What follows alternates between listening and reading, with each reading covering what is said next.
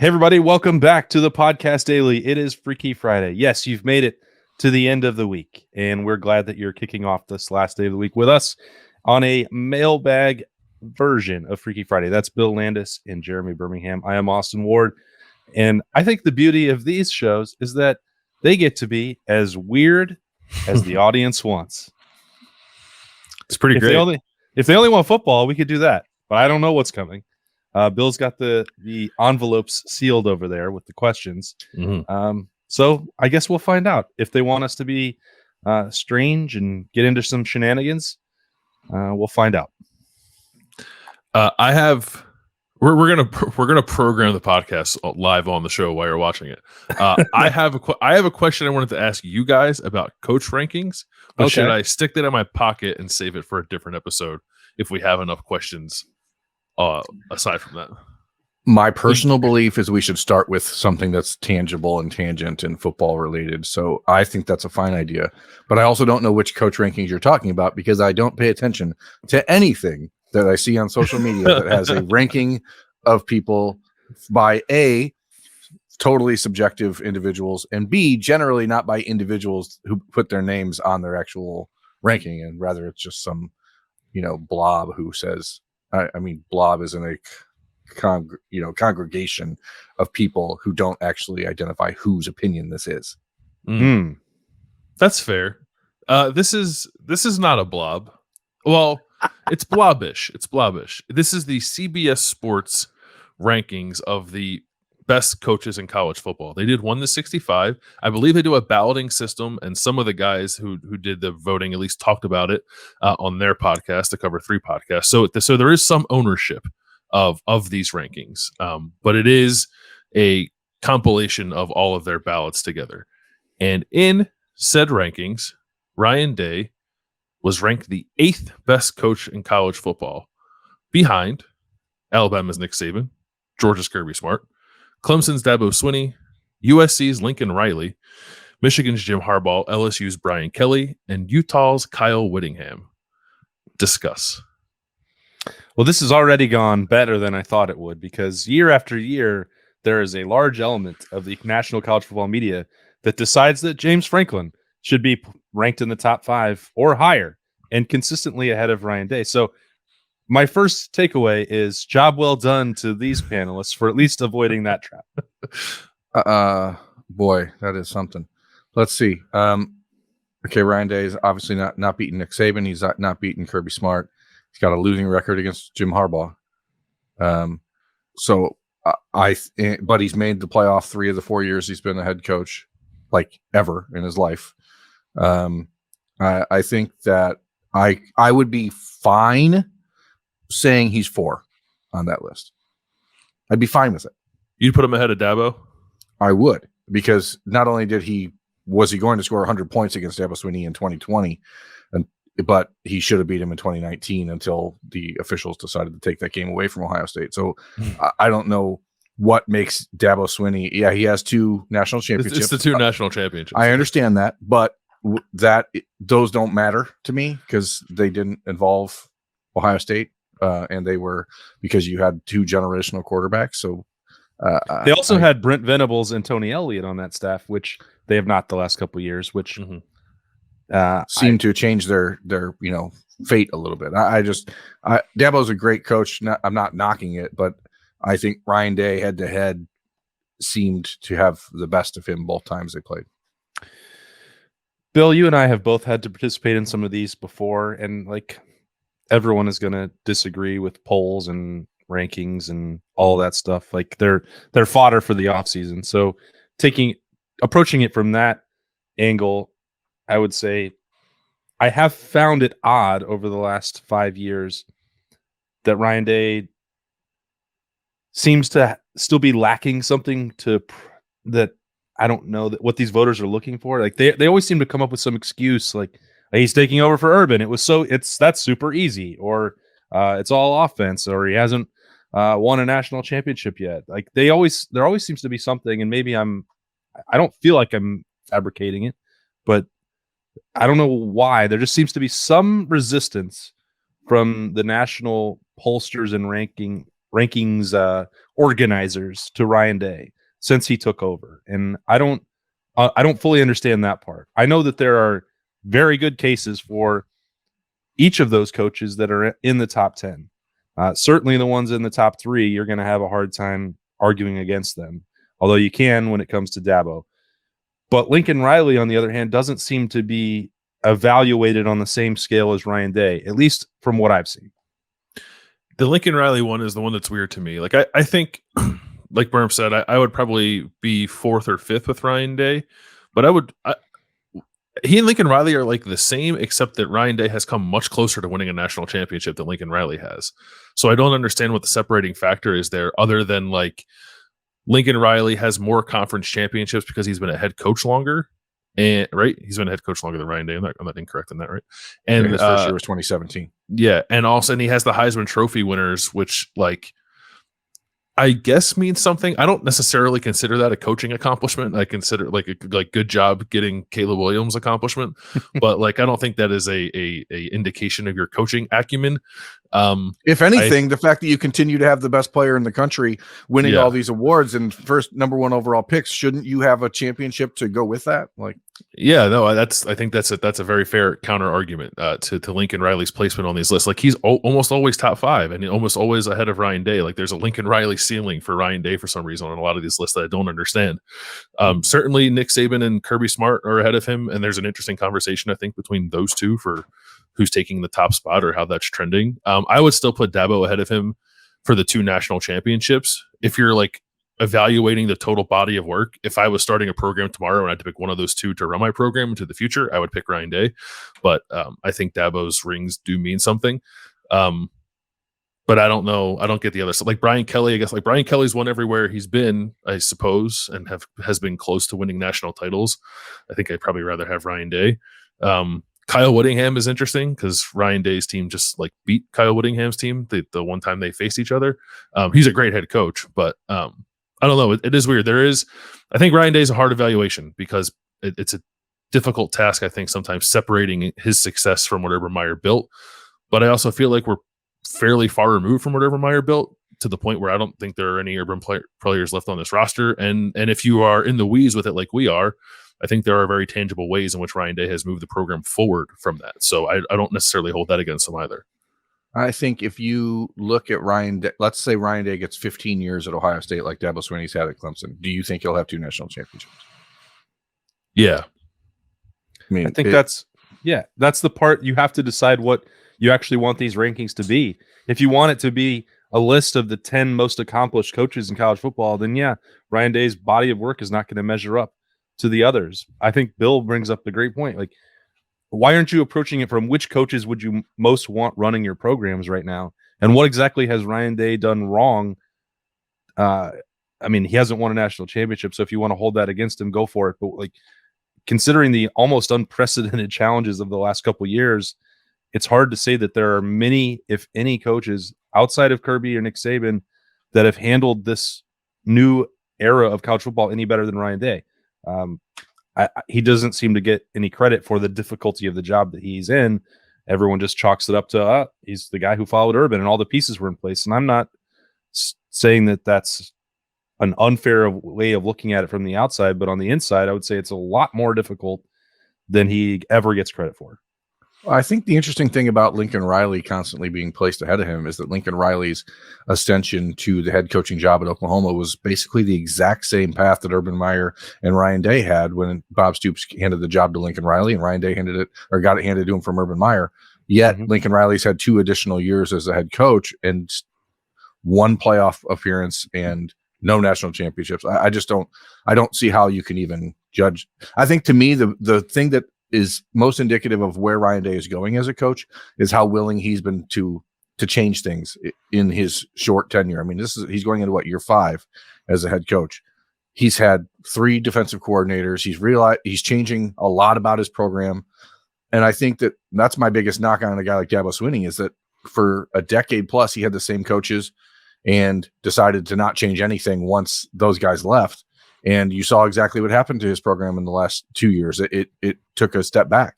And Kirby Smart, Nick Saban, those guys are never afraid to innovate. Jim Harbaugh, to his credit, finally decided to loosen the reins and change some things. And that's where Michigan has now seen itself elevate. So I think Ryan Day's done all the right things to prove to people who he is and who he's capable of being.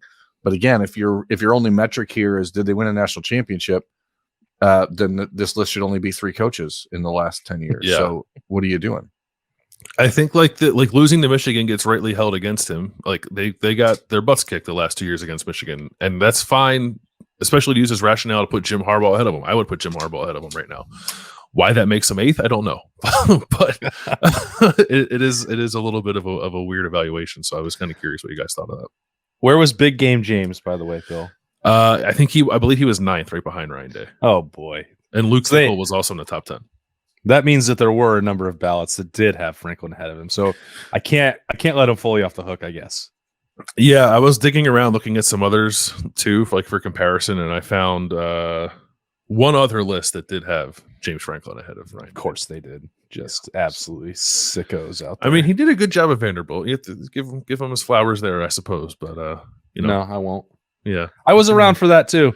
That was a lot of smoke and mirrors and suspect scheduling, and Tennessee at its absolute lowest point, and also raping. Can't forget that. Okay, there was that. So, I'm sorry about that. Well, Excuse let's me. There was a get to the mailbag, questions. Okay. Mailbag. Nothing like putting a neat bow on a coaching conversation like that. Listen, it is part of the legacy there. First mailbag question from Drew McFly to Berm. Do you have a commitment video done yet for Aaron Scott? No, Why not? because he hasn't committed anywhere. Oh, fair enough. And I don't understand why this happens. You see what there is a not insignificant number of people who every time that a national recruiting analyst puts in a prediction, whether it's a crystal ball or on 3, whatever those are called, RPM pick or a future cast on Rivals, that all of a sudden assume that because somebody put in a pick, which is almost certainly being used as a barometer of where they think things are going in a recruitment versus a hard evidence of something having occurred in a recruitment, that because someone puts in a selection, which are always designed just to generate clicks and to get people discussing things on message boards, just because that happens doesn't mean something else has happened to facilitate it. Okay, so please, people, please, I beg of thee, understand you're being played by the systems. Okay. Are you suggesting that any one of those companies might mandate that their employees make predictions about commitments, even if they might say have a 55% confidence level? I'm saying if you're making a prediction at 50% or 60%, 2 months before a player is making an announcement, knowing that he has official visits scheduled to 5 other schools or wherever, and you haven't heard it directly from that coaching staff that player is selecting that school, then it's all sort of moot, and it's just designed for generation of graphics and clicks. That's all. Wow. I can't believe anybody would do that. That said, I believe Aaron Scott will ultimately pick Ohio State. Does that mean that the battle is over? Does that mean Ohio State has won the fight for the top-ranked player in Ohio and the 4-star cornerback? No, there's Michigan and Oregon are in the way, and we'll figure out where that goes in the next month when he makes these 3 official visits. So no video. Okay. Right. Correct. All right. No video. Okay. These questions, by the way, are coming from ohiostate.rivals.com if you want to join us there. The next question from Booby Miles 530, former running back at Odessa Permian High School. Just like Freaky Friday the movie, you get to swap. This is a weird question. You get to swap bodies with one player or coach at Ohio State for 24 hours. Who do you choose? Do you pick Marvin Harrison so you can make sweet one-handed catches all day? Do you pick Ryan Day so you can get inside info to help with your job? Do you pick the biggest guy on the team so you can eat the most? I pick none of those. I pick Ryan Day to get access to that credit card. That's what I'm doing. That's what you guys I was going to say. You ever see the movie Blank Check? That's what we're doing. We're swapping with Ryan Day. We're buying a mansion. We're going to put Bill Landis' name on the deed. We're gonna party. That's what we're doing. Charity. I was going to say one of those people makes $9 million a year. So I'd love to experience that for a day. I guess Yeah. we should all just set aside Ryan Day for the obvious Freaky Friday value, which I love the fact then that Ryan Day would have to be making content and talking about the football team. And like, He's a podcaster now. I think it would be great because sometimes we've had conversations like, I think Ryan Day is better at understanding the value of the media than almost any coach I've been around for an extended period of time. It's been up and down, a learning process. We've talked about that before with availability report and other things, but like he's much more accommodating to the media than a lot of big time college football coaches, probably more so than anybody else in that top 10 list that Bill mentioned to start the show. However, it still would be, I think, very informative for him to also come take a walk in our shoes and see what it's like to cover the team.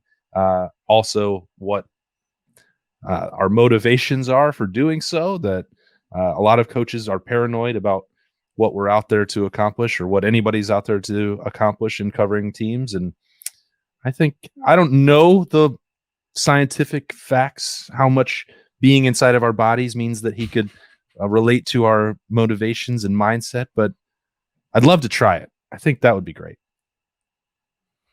I think that the answer to this question depends on like how much control we have over the specific situation we are teleporting ourselves into. Is it a game day? Is it a Friday in May? Like these are things that matter. Mm-hmm. So if I could just rig the game here, I would pick being Sam Hubbard for like a Saturday night in October when he was on campus at Ohio State.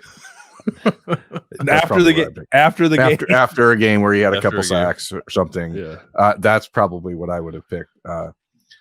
But if we're talking like this current iteration, I would probably who's hot on this team, Berm? I mean, Sam probably had a pretty good college career. That's all I'm saying. Let's see. I would pick Marvin's a good one just because like I would like to know what it's like to be from another planet. Like as Bill mentioned on Thursday's show, like I'd like to know where he came from and how much intelligent life is on the planet that he was born in. So that'd be cool. Plus you'd learn all that alien tech. That's pretty awesome. But yeah, I mean, being the starting quarterback at Ohio State, whoever that's going to be, I'd probably pick that guy because that'd be a heck of a way to live a day. Yeah, I think maybe I would pick I guess in previous years Ryan Day and perhaps moving forward Brian Hartline, one of the two, and I want to call plays against a bad team though. Like I want to call plays against like Youngstown State, so that like I know whatever I call will work. I don't want to call plays like in a game of importance where what I choose actually matters. Got bulletin board material for the Penguins. Great, Bill. Whatever I call will work. I mean, it's true. It's true. I think there's a good chance that you might be allowed to call plays against Youngstown State. Is that asked? Can I join? Can I become like a member of one of these NIL collectives and I get that as a perk? It's coming soon. One of them will make that happen. I promise you. Well, that's the one I'll join. Once you Freaky Friday into Ryan Day's body, give yourself his entire salary for the year, donate that to any of the collectives. I said, what are we going to do with all this money that Bill Landis just gave? He'd have to transfer it to Bill first. Yeah. And then when he reverted back to being Bill in 24 hours, then Bill could donate the money to the collective because Ryan Day can't donate it himself. You're right. I was in my mind that step was clear, but I may have skipped over it because I was so excited for this scenario to play itself out. If you're imaginary money laundering between yourself and your future self and your past self, you need to do it the right way. I'm new at all this, Perm. Just give me a moment to I learned this on Marvin Harrison's home planet. Congrats. Shall we go to the next question? I guess so. Okay. This is a two-parter. I find the second one a little more interesting. From Debo and Malone. The first question is interesting, but maybe it could be a topic for another episode. So the second part of the question is, what do you think, or who do you think of the players on this current team, including the 2023 recruiting class, will be looked back upon the most fondly? And I don't mean from an NFL college production standpoint necessarily, just from a quote, man, that kid was a Buckeye standpoint. Tommy Eichenberg. Yeah, that's probably the right pick. Or Cade Stover. I mean, those are pretty obvious choices, I think. Yeah, You those are can't. good picks. Yeah, you have to include the third roommate in that scenario, right? They're a no, package I deal. don't, because Tommy and Cade are from Ohio. And if the question is, as you look back 20 years from now and people sit and talk around, hey, remember that Buckeye team in 23? Who is the guy that stood out to you? They're going to talk about the kids who are from Ohio. That's just the way Buckeye fandom works. Well, Marvin Harrison Jr. is not from Ohio. And if you're talking about the 2023 Buckeyes, I bet you talk about Marvin. But he's not from Earth, so he doesn't really count either. What about someone from the 23 class, Bird? Luke Montgomery? I mean, Luke certainly is in the conversation to be that guy. I think that he's the one that, if his career goes the way you think and he's a starter by, middle of his second year in campus and has a career and ends up getting drafted, that's certainly a viable option. I do continue to believe people are just going to really like Brandon Innes and what he brings to Ohio State. So not from Ohio though. So that does change things a little. I'm really looking forward to Malik Hartford and Jermaine Matthews and seeing what they develop into. I think those two can be difference makers in the secondary for the foreseeable future. And I guess I'd put those guys, if I'm having to pick from both sides of the ball, I'd probably select one of those two. CJ Hicks was Captain Buckeye too. So that's true. Or is, I guess, and perhaps will be again. Do you have a pick for that, Austin? Did you give your pick already? Wasn't that picking? He said Marvin, but I mean, is there a different choice or? Yeah, I think that I don't disagree with you guys that Tommy is the fabric of this team. He's not the public facing spokesman, and he never will be. We know that. Although he did speak words this week on G. Scott's podcast, that's worth us breaking down at some point in a different show as well. Yeah, I mean, when you're looking for those years, Berm, where like everyone's like, why isn't Ohio State recruiting more Ohio guys? They need to build the program around guys who care about Ohio State.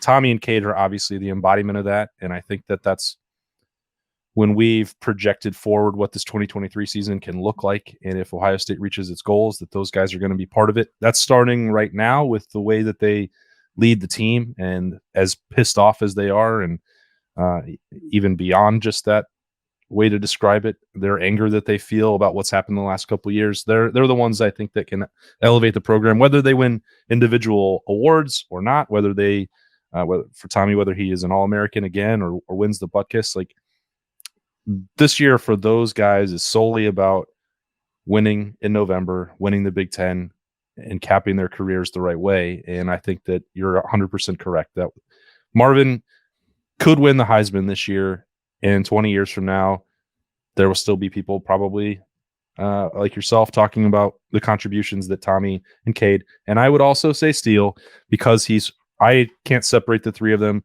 and he gave a lot to Ohio State, even if he's not from Ohio, by changing positions and sticking around for extra time, and then maybe livening up that household just a little bit with his personality. So I would lump them all together. Steele has taken on a very Ohio persona, however, so I guess he sure has. Can give him some of that. He is an honorary Ohio man. That's right. He's earned that. Next question. Rick Rolled asked. No, I can't. Maybe it is Rick Astley. I don't know. Did he ask if anyone's ever going to give us up or let us down? No, he did not. So I guess it's not Rick Astley. He also asked, I'm assuming he asked a two-part question. First, a football question. With safety being the most crowded defensive room, what percentage of snaps would you assign to Lathan Ransom, Josh Proctor, Cameron Martinez, Sonny Styles, and Jihad Carter? I know Berm would give 100% of the snaps to Cameron Martinez, but other than that, how would you answer that question? To me, I'd give 100% of the snaps to those guys. So that's an easy question. Next. Great answer. Nailed it. Answer. No, I mean, I don't know how you break it up. There's three positions at safety, right? So how do you determine who plays where, who's going to be healthy? Last year, Ohio State did a lot of load management in September and giving guys the week off when they probably didn't need it, and That turned out poorly because apparently guys weren't ready to play later in the year. So I don't know. I think you'll see Lathan on the field pretty much all the time if he is healthy. I think beyond that, I think it is going to be a healthy mix of who is playing better at that time. Who's the best matchup for Wisconsin? Who's the best matchup for Notre Dame? How do you determine that without seeing them on the field more than we have? I don't know, but I think Lathan is a guy that you'll see on the field pretty much all the time. That's about all I'll say. Yeah, I agree with that. Yeah, I think even going into spring, I have been pretty clear in the fact that I didn't know where they were going to line them up or how willing Ohio State and Jim Knowles and Perry Eliano would be to rotate compared to last year. I think it's going to be more. I think I have a better idea for where those guys are going to play after seeing Cam Martinez taking virtually every first team rep, Lathan Ransom, and then Josh Proctor, which I'm not, out of all the scenarios that were playing out in my mind going into March, I don't know that would have been the one I expected to see for those 15 practices the way that we did. I don't think that you want to play Cam Martinez 100% of the snaps in the slot, because if you're playing, some bigger personnel, he probably doesn't fit there. You're playing a team that wants to throw it a lot. I think he's probably the best option there. But as you guys have both said, that's going to be matchup driven. And I think Ohio State has more flexibility because we're talking about those next three guys pushing with Jahad Carter. He's going to have to he's going to have to play some role. They went and got him for a reason. Bill, you've written about that a number of times. We know how talented Sonny Styles is, and they're trying to, as they've put it, streamline a role for him. I don't know what the percentage of snaps that means for that role. It's hard for me. I wouldn't pretend to know the right amount for each of those. That's just above my pay grade. And I've made it pretty clear that I don't have any real idea what the goal is with those six guys in the secondary right now. I have a lot of things in my head about the safety position and not a ton of clarity. I agree with you. I wouldn't pretend to know the correct percentage of snaps to play them. Part of me thinks it could be mainly matchup driven, like Berm said, but part of me also thinks that maybe Jim Knowles would like to live in a world where he doesn't have to do that. If there is some combination that he can land on where he can do all the things he wants to do without having to sub, that's probably the ideal world. And if that's the world that he eventually wants to get to, then I think the three that give you the best chance of that are Lathan Ransom, Jahad Carter, and Sonny Styles, because Jahad Carter played all three of these positions at Syracuse. Lathan Ransom has played a version of all three of these positions, and Sonny Styles is a unicorn. So if I had to pick three to play, those would be my three. I don't think I really. Does that mean, Bill? Sorry, does that mean that you, because we didn't see 1/3 of that is what we saw working with the starters throughout spring? Yeah. Mm-hmm. Does that mean that you left concerned about the way it was working or unsure? No. Yeah. Definitely not concerned. I thought what we saw of Cam Martinez and Josh Proctor in the spring was good. I am hesitant to fully grab onto that and embrace the idea that both those guys are going to take dramatic steps forward in the fall, but I don't say that as a way of writing them off and saying they can't. I just know that Jahad Carter was a really productive player at Syracuse, and Lathan Ransom has been a very productive player at Ohio State, and Sonny Styles is unlike any other football player I think I've seen before with my own two eyes, maybe outside of Isaiah Simmons. So that's kind of why I land on it. It's not because I saw Cam and Josh in the spring and thought to myself, well, these guys aren't good enough. I actually thought they took tangible steps forward. Yeah, I wonder how much we can really take from the way that the safety room was deployed last year and translate it to this year, because the depth is so much different, because there's so much more experience, because you have guys like Sonny Styles who are more ready to play.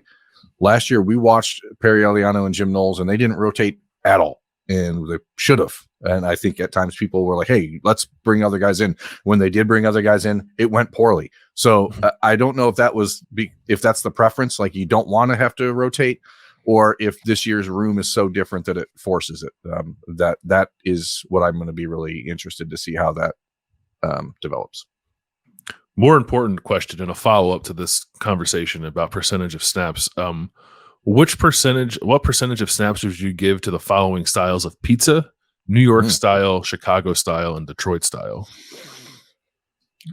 Austin knows where I stand on this. I don't believe Chicago do. style belongs on the field at all. I don't believe Chicago style should be considered. I don't think it should letter. I don't think it should even be on scholarship. I think Chicago style pizza is trash. If I wanted a pizza casserole, I'd eat lasagna. That's all I'm saying.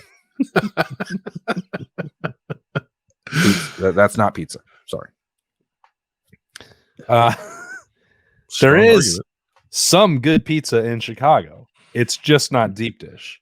Yeah, it's like the pizza that's made in the style of other places. Yeah.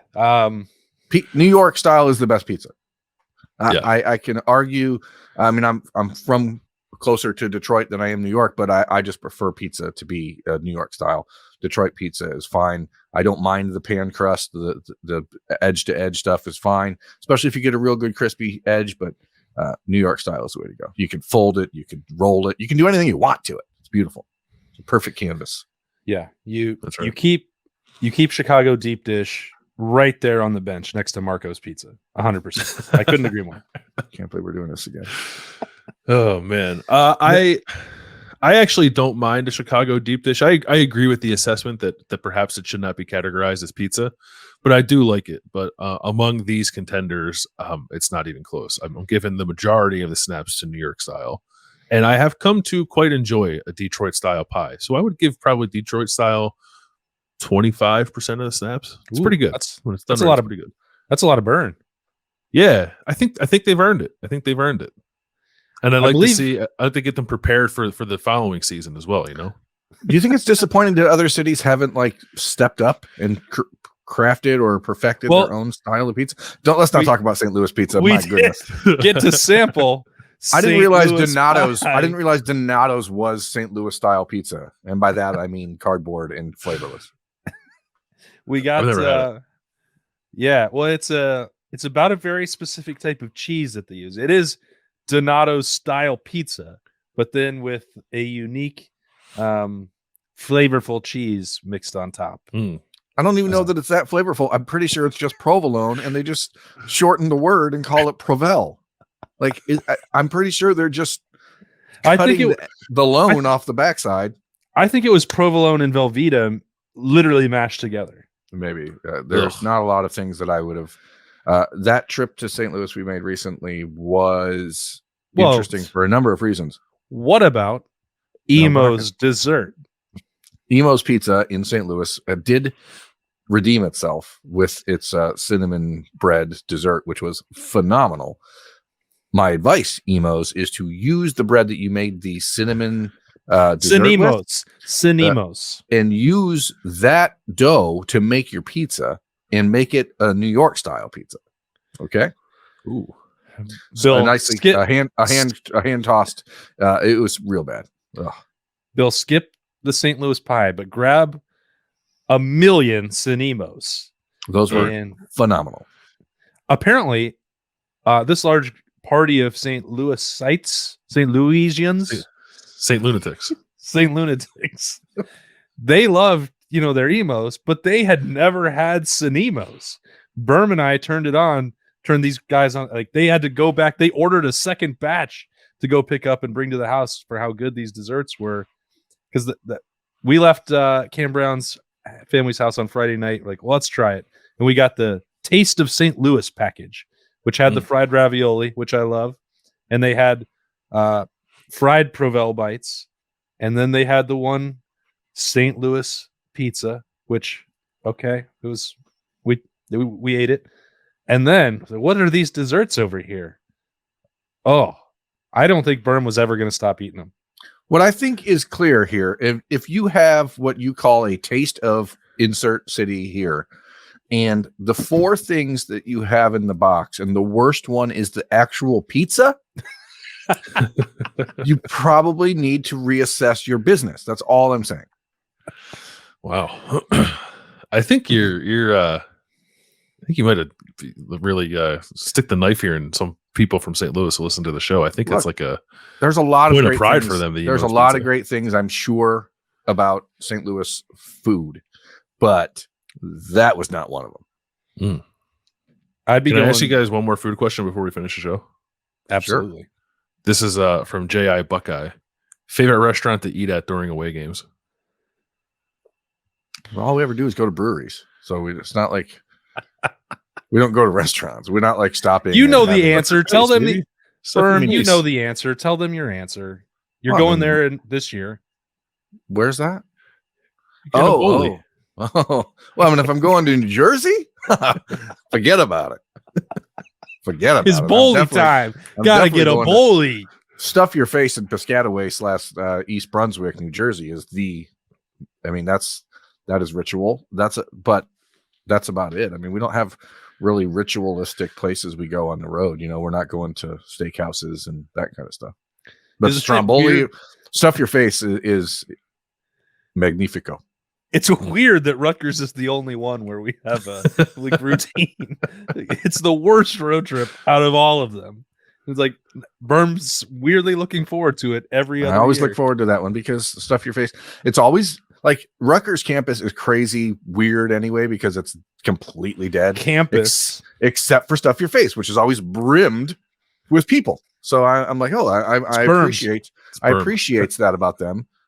And their bowlies are good. I wish they had better beer, but they don't. But that's all right. They have bowlie, and we go to the Red Devil or the Tornado Place or the Red Jersey Twister. Cyclone. Jersey Cyclone. We enjoy that brewery there. You know what? I mean, honestly, the Big Ten, we don't really get a chance to go to like Madison very often and see other Nebraska. I mean, food there not good. The what's the spot in West Lafayette called, Austin? The triple X. Triple Diner? X. Yep. Yeah, very good. Fit that a few times. There's one in Iowa City too. I can't remember what it's called, but they have an apple pie milkshake there that is very good. We live in Indianapolis for a quarter of the year, so we have carved out a few more regular-ish spots there. Daredevil Brewing, I'd say, is my favorite in Indianapolis. Good pizza, good beer, Yeah. and nice patio outside where we've spent a good amount of time. So that's in Speedway.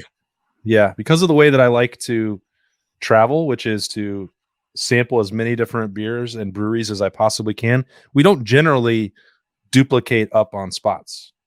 And when we venture away from breweries, bad things happen, like going to a famous bar in East Lansing and poisoning our throats with pizza rolls. That was a rough night. We went to Crunchies. Did you get we the went bucket? we went to Afraid Crunchies. so.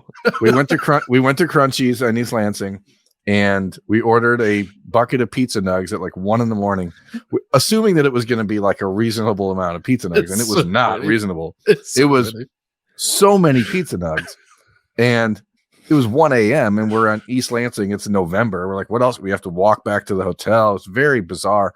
But the fact is, the heartburn. I've never experienced heartburn before, and I had heartburn the next day, and so did Austin. And we're like, what did they put in these pizza nugs? But it didn't stop me from eating like 15 of them. I had never had heartburn before in my life. And I didn't know what it was. The next day I was like, I just feel like I'm going to puke. And I don't understand why. But now I have heartburn all the time. And it all started by venturing away from a brewery and going to Crunchies. Well, we were at Hopcat, I think, earlier in the evening there in East Lansing. And it's like some of these places you don't get the true brewery experience. We've been to places like Iowa. I mean, been to breweries there. We've been to breweries in every city in the Big Ten, right? Except, is there anywhere we haven't really gone to their best local brewery? No, it depends on what you consider local for Evanston, Illinois, because you can't get any alcohol there. That was the weirdest campus. It was Friday night at 11 o'clock on a college campus in the Big Ten, and it was like a ghost town. Walking back to the car after the game when Ohio State played there on that Friday 3 years ago. We were like, what is going on? Like, this was pre-COVID, so there was no excuse. I guess the only one that we haven't really experienced is Bloomington, because it's impossible to stay there for a football game. I know Bill, I think, has spent some time there for basketball, where it's a slightly bit easier to be there. But I think that like their most famous brewery is available in Indianapolis, and we've just drank it and eaten there. Sun King, is that what that one is? No, I'm. It'll come to me. They do the sours. You ordered 2 versions of the same flight there. That was fun. That was fun. But back when I was beginning to understand craft beer and breweries, which I never really went to, Austin and my wife and I were at, and I ordered like 3 of the same beer on a flight. Like, why don't you just order a 16-ounce beer? I'm like, I'm ordering a flight. I'll take 3 of those. And 1 of those. Then he ordered a second version. Upland is the name of that brewery. I'm like, did you just order the exact same thing over again? Like, the point of a flight is to try all the beers. No, I'll just stick with these same 3 over again. I like this beer. Can I please have it in 3 separate 4-ounce glasses? I'm like, all right. Are you sure you want to keep traveling with me? Yeah, that was a learning experience. I was also at that time not really venturing too far out of my comfortable beer lane, but I've matured. I've grown. You have. And so has this show. Now over 40 minutes on a Freaky Friday. We've got it. Let it get out of control. We should probably wrap it up. If there are more questions, we'll have another Freaky Friday mailbag next week. So you can get those questions into us. If you want more football, we'll try to provide that. If you want more of this, which why wouldn't you? Feel free to send it our way. Hope you have a great weekend. Thanks again for joining us on the podcast daily for a Friday. That's Bill and Birmingham. I'm Austin. We will talk to you later.